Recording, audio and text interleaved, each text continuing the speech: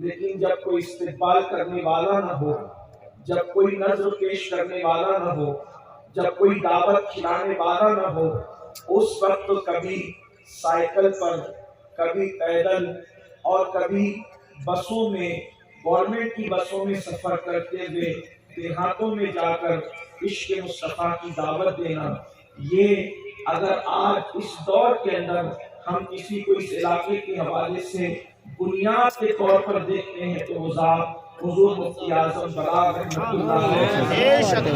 میں نے مفتی اعظم برار کی جب زیارت نہیں کی تھی تو میں نے پہلی مرتبہ ان کا ذکر حضور مفکر اسلام سرمایہ اہل سنت حضرت علامہ ابوالزماں خان صاحب قبلہ اعظمی کی زبان سے سنا، یا ہمارے علماء کی، دانشوروں کی، داعیان دین کی قدر نہیں کرتے۔ کسی بہت بڑے مفکر نے کہا تھا دو چیزیں مرنے کے بعد ہی نصیب ہوتی ہے، ایک قبر اور دوسری قدر۔ یہ دو کاف بعد موت ہی نصیب ہوتے ہیں، قبر بھی مرنے کے بعد نصیب ہوتی ہے اور قدر بھی مرنے کے بعد نصیب ہوتی ہے۔ بہت دکھ کے ساتھ یہ بات کہنی پڑتی ہے، اکولا والوں برا مت ماننا، جب مفتی اعظم برار منبر پر ہوتے تھے اور وہ آخری میں تعویذ کا اعلان کرتے تھے تو میرے دل پر بجلی گرتی تھی کہ اتنا بڑا وقت کا مفتی اعظم تعویذ بیچ کر کے اپنا گزارا کرنے پر مجبور ہے، اور اگر آج ان کے نام پہ آپ لاکھوں روپے خرچ کر رہے ہیں، میں نہیں سمجھتا کہ ہم ان پہ کوئی بہت بڑا احسان کر رہے ہیں۔ کسی بہت بڑے مفکر نے یہ بات کہی تھی، مرنے کے بعد کسی کو کاندھے پہ اٹھانے سے پہلے جیتے جی اس کو کاندھا دینے کی کوشش کرو۔ یاد رکھنا، ہم نے اپنی قوم کو ہمیشہ یہی دیکھا ہے، بعد موت اتنے القابات ہوں گے، اتنی ہمدردیاں ہوں گی، اتنے اظہار محبت ہوں گے، اتنے پھول کی چادریں ہوں گی، اب کیا فائدہ ہے؟ بڑی معذرت کے ساتھ اور ایک بات آپ سے کہتا ہوں، ایک تو چلا گیا ستارہ ٹوٹ کر، لیکن اتنے سارے ستارے موجود ہیں، اب ان کی قدر کرنا سیکھ جاؤ، اب ان کی اہمیت جاننا سیکھ جاؤ۔ یاد رکھنا، علماء کی خدمت بڑی عظیم چیز ہے، علماء کا وجود بڑی عظیم چیز ہے۔ اللہ اکبر۔ یاد رکھنا، عقیدے کا تحفظ علماء کرتے ہیں، رہنمائی علماء کرتے ہیں۔ اللہ اکبر۔ قسم کرسی کا شکار ہونے کے باوجود بھی علماء اپنی ذاتی ضروریات کو قربان کر کے، اپنے نفس کی قربانی دے کر علماء ہمارے ایمان اور عقیدے کی حفاظت کرتے ہیں۔ جب میں پہلی مرتبہ دمشق کی سرزمین پر گیا تھا تو میں نے وہاں پر لوگوں کو پیر پھیلاتے ہوئے خطبہ سنتے ہوئے دیکھا تھا۔ جس دمشق کی جامع مسجد میں حضرت عیسیٰ علیہ السلام کا نزول ہوگا، امام مہدی نماز ادا فرمائیں گے، اس زمین پر اللہ کی قسم کر رہا ہوں، کوئی مبالغہ نہیں، میں نے پیر پھیلاتے ہوئے لوگوں کو خطبہ سنتے ہوئے جوانوں کو دیکھا تھا۔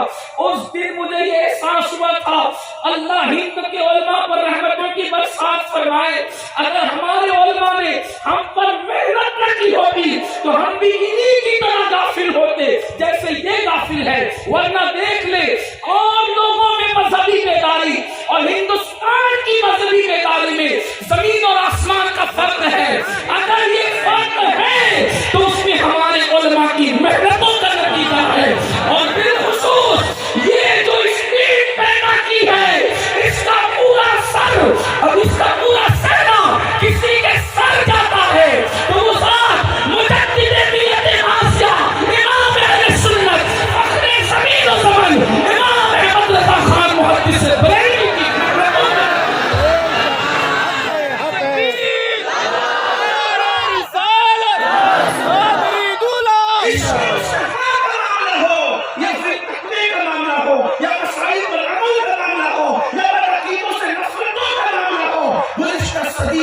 میرے امام نے وہ محنت کی ہے کہ درجے و اداروں کی محنت میں ایک طرف ہے اور امام احمد رضا کی کاوش ایک طرف ہے۔ میرے آقا اصرار و تصدیق کے قائل دیواروں، میں نے جس آیت کریمہ کی تلاوت کی ہے، اللہ رب العزت اس کے متعلق مجھے حق کہنے اور آپ سب کو حق سن کر اس پر عمل کرنے اور اسے عام کرنے کی توفیق عطا فرمائے۔ یاد رکھیں، علم دین انتہائی اہم چیز ہے۔ جب علم دین نصیب ہوتا ہے، علم دین انسان کو مل جاتا ہے تو انسان بڑا عظیم ہو جاتا ہے۔ آئیے آپ کی بارگاہ میں کچھ باتیں عرض کروں، اس لیے کہ وقت بھی مختصر ہے۔ اللہ اکبر۔ آج پوری دنیا کے اندر گناہ عام ہوتے جا رہے ہیں، جرائم عام ہوتے جا رہے ہیں، لوگ گناہوں کے دلدل میں ڈوبتے جا رہے ہیں۔ اللہ اکبر، انسانیت سربشار ہے۔ اللہ اللہ، انسان ایسے بھی گناہ کر سکتا ہے۔ اللہ اکبر، یہاں تک کہ باتیں سننے میں آئی ہے کہ بھائی کی دست درازی سے چھوٹی بہن بھی محفوظ نہ رہ سکی۔ اخبار کے اندر آپ نے پڑھا ہوگا، واٹس ایپ پر آپ تک بات پہنچی ہوگی، اللہ اللہ، فریجوں کے اندر، گھر کی فریج میں شرابیں رکھی جا رہی ہے۔ اللہ اکبر، کتابوں کے اندر ایمڈی کی پاکٹ مل رہی ہے نشے کی۔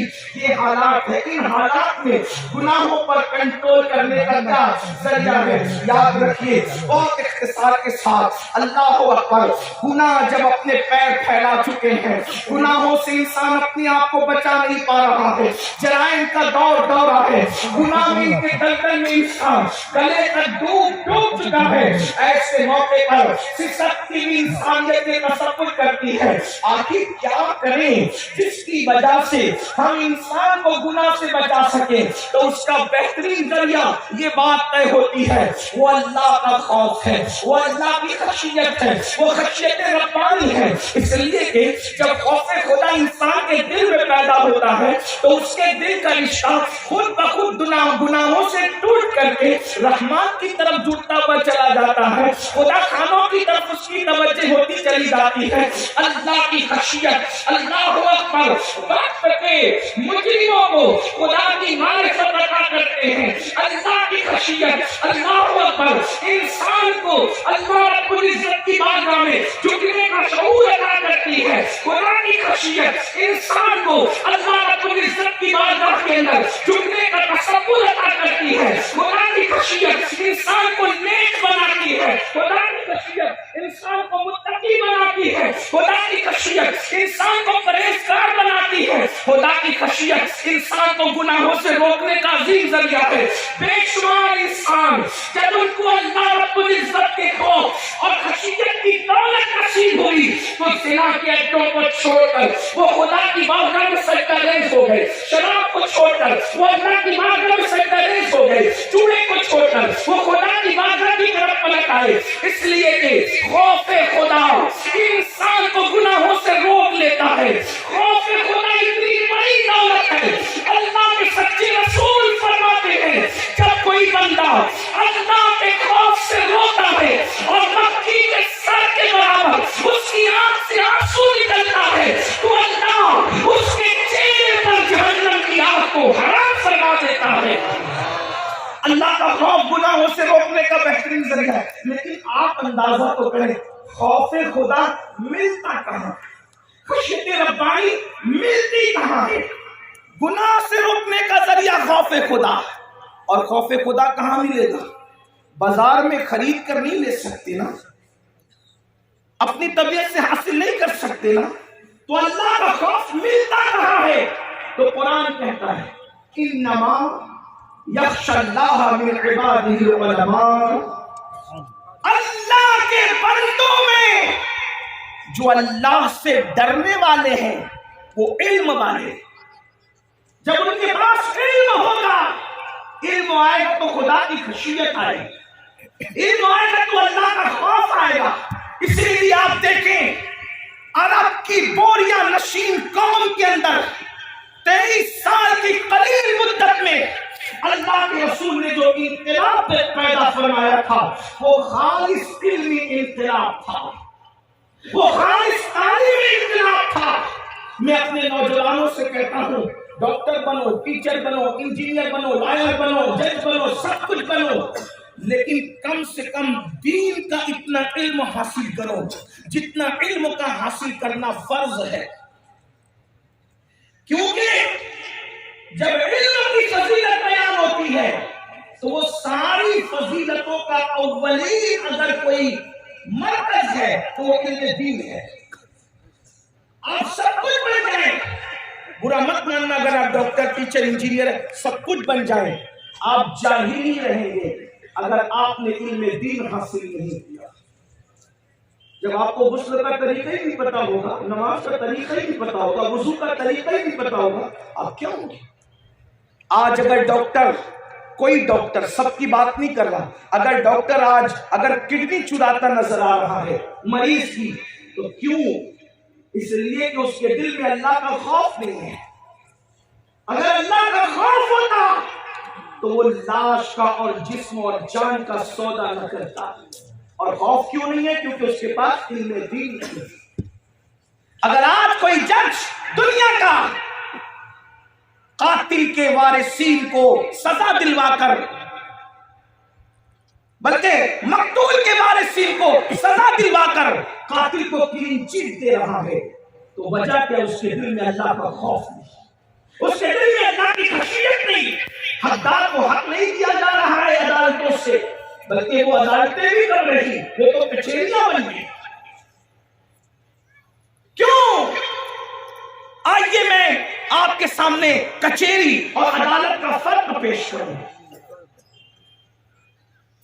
کچہریوں میں حال یہ ہے کہ چہرے دیکھ کے فیصلے ہوتے ہیں، اور عدالتوں کا حال یہ تھا کہ ایک مرتبہ سیدنا مولائے کائنات کی زرا ایک یہودی نے چوری کر لی، اور پھر وقت کا امیر المومنین اس یہودی کے خلاف مقدمہ لے کر کے پہنچا۔ واقعہ بتانا مقصود نہیں، آپ سن چکے ہوں گے، صرف اشارہ کرنا مقصود ہے۔ وقت کے جج نے جو شاگرد تھا امیر المومنین باب مدینہ علی بن اللہ کا، انہوں نے جب مولائے کائنات سے جو ہے وہ اللہ اکبر اپنے دعوے کے حوالے سے ثبوت اور گواہ طلب کیا، آپ وہ گواہ نہیں پیش کیے، تو قاضی نے اس عدالت کے اندر وقت کے امیر المومنین کے خلاف یہ کہہ کے فیصلہ دیا کہ آپ گواہ پیش نہ کر سکے، اس لیے یہ زرا یہودی کو دی جائے گی۔ حالانکہ وہ یہودی چور تھا، لیکن نصاب مکمل نہیں ہو رہا تھا شہادت کا۔ بالآخر کیا ہوا؟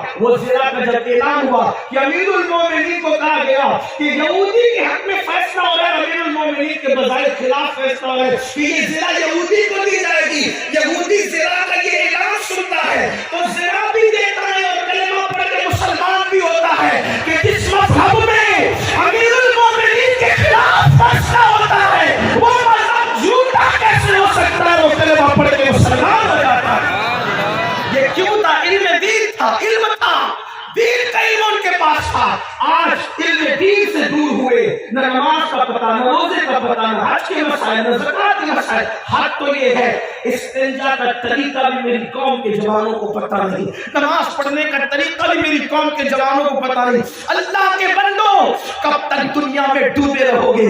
کب تک دنیا کی رنگریلیوں میں ڈوبے رہو گے؟ کب تک کہ میری دکان، میرا مکان، میرا کاروبار میں ڈوبے رہو گے؟ نہیں تمہیں پتا وقت کے بڑے بڑے مالدار، بڑے بڑے دولت مند، بڑے بڑے صاحب ثروت، بڑے بڑے صاحب اقتدار دنیا سے چلے گئے۔ کتنی بے وفا ہے یہ دنیا، دنیا کتنی بے وفا ہے، کتنی بے وفا ہے۔ انسان کی آنکھیں موت سے بند ہوتی ہے، دکان کسی اور کی ہو جاتی ہے، مکان کسی اور کا ہو جاتا ہے، کاروبار کسی اور کا ہو جاتا ہے، بیوی بیوی سے بات ہو جاتی ہے۔ اللہ اکبر، اندازہ تو کریں میرے آقا صلی اللہ علیہ وسلم کے دیوانوں، میری قوم کے جوانوں، ہم یہ نہیں کہتے کہ کماؤ نہیں، کھاؤ نہیں، گھر نہ بناؤ، یہ سب نہیں کہتے، سب کرو مگر اللہ کو مت بھولو، اپنی آخرت کو مت بھولو، اپنی قبر کو فراموش مت کرو۔